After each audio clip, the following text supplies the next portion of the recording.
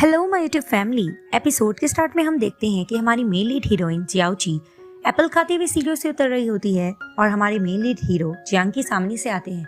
अब वो उसके एप्पल को कैच करते हैं लेकिन जियाओची को नहीं बचाते। तो जैसे जियाओची गिरती है वो अपनी स्टोरी बताने लगती है कि मेरी स्टोरी मंगा नॉवल से कोई कम नहीं है, क्योंकि जब मैं पैदा हुई थी तो मैंने बर्थ में इतना टाइम लगा लिया था कि मेरे पेरेंट्स ने मेरा नाम हुआओ जियाओची रखा। मैं काम से लड़की हूँ और मुझे ग्लासेस लगी हुई हैं और मैं म्यूजिक पसंद करती हूँ आम लड़कियों की तरह, और मैं अपने सपनों का राजा भी एक आम सी लड़कियों की तरह सोचती हूँ। और वहाँ ही दिखाते हैं कि इसका सपनों का राजा है इसके साथ दूल्हा बन के जा रहा होता है, तो उसके सामने आता है और उसको रिंग पहनाता है। तो अचानक से दिखाते हैं कि इसका दूल्हा गायब हो जाता है और वहीं इसकी रिंग गिरती है और इसका सपना टूटता है। अब जैसे ही जियाओची उठती है तो वो टेबल से एक जार उठाती है और कहती है कि आज फाइनली मैं अपने प्यार का इजहार जरूर करूंगी। तो दिखाते हैं कि जियाओची अपनी फ्रेंड के साथ जा रही होती है, तो उसकी फ्रेंड कहती है कि फाइनली तू अपने प्यार का इजहार जरूर करोगी। तो वो कहती हाँ ना। तो दिखाते हैं कि अचानक से एक कार आकर इनको हिट करती है तो जियाओची नीचे गिरती है। अब अंदर से एक अंकल निकलता है और वो कहता है कि क्या तुम्हारा दिमाग खराब है, तुम अंधी हो। तो वहां पर ही इसकी फ्रेंड कहने लग जाती है अंकल आप ये क्या कह रहे हैं, हमें चोट लगी है। तो दिखाते हैं कि कार से एक लड़की चैन जिनयिंग उतरती है और वो कहती है कि ड्राइवर इनको छोड़ दो, ये मेरी क्लास फेलो हैं। और वहीं आकर वो जियाओची को कहती है कि तुम्हें ज़्यादा चोट लगी है तो मैं हॉस्पिटल ले जाऊं। तो वो कहती है इसकी ज़रूरत नहीं है और वो वहाँ से चली जाती है। अब दिखाते हैं कि रात के वक्त जियाओची अपने प्यार का इजहार करने के लिए जांकी के पास जा ही रही होती है कि वो देखती है कि जांकी जैसे ही मुड़ता है तो पीछे से चैन जिनयिंग आकर उसको किस करती है। तो जैसे ही जियाओची ये सब कुछ देखती है उसे अच्छा नहीं लगता, उसका दिल भी टूट जाता है और हाथ में जो जार होता है वो भी गिर के टूटता है। तो जांकी उसको देखता है और वो उसको नाइफो मैन एक गर्ल के नेम से पुकारता होता है। अब वो उसको ढूंढ रहा होता है लेकिन जियाओची रोते रोते वहाँ से जा रही होती है। अब जैसे ही जांकी उसको ढूंढ रहा होता है तो अचानक से दिखाते हैं कि पीछे से एक शख्स आता है और वो जांकी को पूल में धक्का दे देता है। वहां पर ही जांकी पूल में गिरता है और वो हेल्प मांग रहा होता है। अब जियाओची रोते हुए जा ही रही होती है तो अचानक वो देखती है कि आसमान में एक रॉ सी आती है तेज लाइट की। वहां पर ही वो जैसी ब्लास्ट करती है तो उसकी जैसी रॉज आती है जियाओची के पास तो अचानक से दिखाते हैं कि वो टाइम ट्रेवल में चली जाती है। अब टाइम ट्रेवल में ये 10 साल आगे चली जाती है और वहां पर ही जांकी और चैन जिनयिंग की एंगेजमेंट पार्टी चल रही होती है। वहां पर ही जियाओची जांकी के ऊपर आकर गिरती है और इन दोनों का किस हो जाता है। अब ये दोनों अजीब नजरों से एक दूसरे को देख रहे होते हैं और एंगेजमेंट पार्टी में भी सब इनको देख ही रहे होते हैं, तो ये दोनों साइड पर होते हैं। तो वहां पर ही जांकी से ये कहती है कि तुम यहाँ क्या कर रहे हो। तो जांकी कहता है कि तुम आखिर हो कौन और तुम क्या कह रही हो। तभी वो कहती क्या मतलब, तुमने मुझे नहीं पहचाना। अब जांकी उसको सोचने की कोशिश करता है लेकिन उसके दिमाग पे कुछ अजीब फील होता है।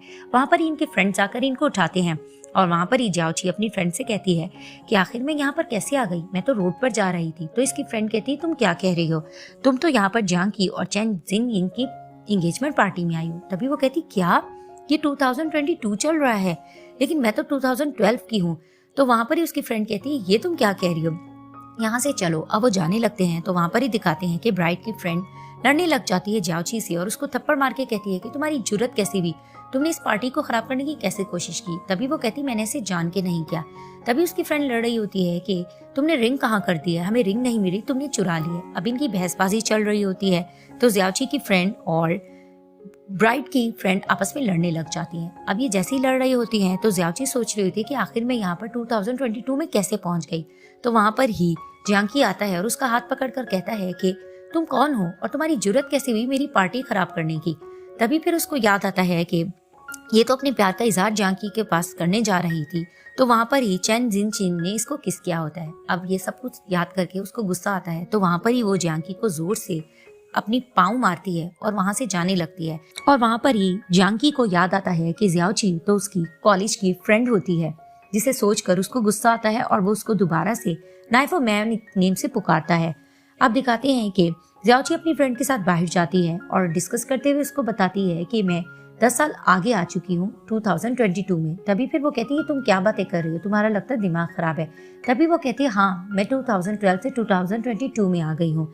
मैं जियाओची को अपने प्यार का इजहार करने जा ही रही थी कि अचानक से एक हादसा हो गया जिसकी वजह से मैं यहाँ पर एंगेजमेंट पार्टी में आ गई। तभी उसकी फ्रेंड उस पर बिलीव नहीं कर रही होती। अब उसको यकीन दिला रही होती तो उसकी फ्रेंड कहती है ठीक है तुम जांकी को कॉल करके बहुत सी गालियां दो। तो उसके कहने पे उसको फोन करके गालियां भी देती है। तभी फिर वो कहती है कि यार जानकी को कितना बुरा लग रहा होगा। तो उसकी फ्रेंड कहती है चलो ठीक है मैं मान लेती हूँ, लेकिन मैं तुम्हें ये बताना चाहती हूँ कि जानकी फिलहाल चैन जिन यिंग को पसंद करने लगा है। उसके दिल में तुम नहीं हो और तुमने नहीं देखा कि जानकी ने तुम्हें नहीं पहचाना। तो वहां पर जियाओची कहती है क्या वाकई उसने मुझे आखिर क्यों नहीं पहचाना। तो उसकी फ्रेंड उसको बता देती है कि जानकी के साथ एक हादसा हो गया था जिसके बाद उसकी याददाश्त जा चुकी है और उसको अब इतना कुछ याद नहीं रहता है और वो अपनी थेरेपी ले रहा है, जिसे सुनकर वो थोड़ा हैरान होती है। और वहां पर ही उसकी फ्रेंड कहती है चलो मैं तुम्हें तुम्हारे घर लेके चलती हूँ। अब जियाची अपने घर आती है और कहती है कितनी अजीब बात है कि मैं 10 साल बाद अपने घर आ रही हूँ, आखिर पिछले 10 सालों में मैंने क्या किया होगा। तो उसकी फ्रेंड बताने लगती है कि जब तुम्हारा कन्फेशन फेल हो गया था उसके बाद तुम बहुत ज्यादा डिप्रेशन में चली गई थी, तुम्हें कुछ अच्छा नहीं लगता था, किसी चीज में मन भी नहीं लगता था, यहाँ तक कि तुम अपना म्यूजिक भी प्ले नहीं करती थी। तो वहां पर ये दोनों फ्रेंड डिस्कस करती हैं कितनी अजीब बात है कि हम टाइम ट्रेवल में आ गए हैं, अब हम वापस कैसे जा सकती हैं। वहाँ ये लोग सोफा पे बैठकर डिसाइड कर रही होती है कि अब क्या सोल्यूशन किया जाए कि हम वापस चले जाएं। तो जियाची की फ्रेंड उसको आइडिया देती है कि मैं तुम्हें इलेक्ट्रिक शॉक देने की कोशिश करती हूँ, क्या पता हम इस तरह से अपनी ही दुनिया में वापस चली जाए।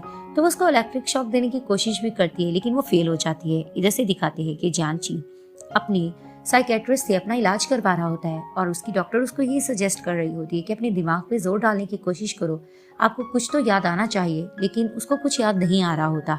तो दिखाते हैं कि ये दोनों फ्रेंड सोल्यूशन ढूंढ ढूंढ के नाकाम हो जाती हैं।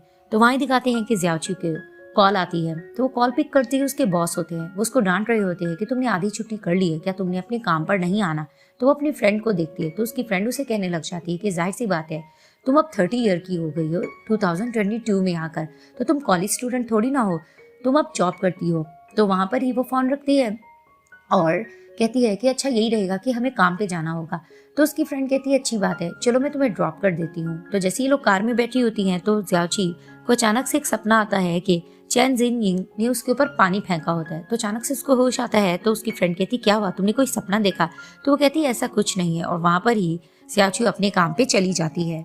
इधर से दिखाते हैं कि जानकी की डॉक्टर उसको यही सजेस्ट करती है कि जानकी आप थोड़ी गहरी गहरी सांस लें और कुछ याद करने की कोशिश करें कि आपको कुछ भी अपने पास के बारे में याद आ जाए।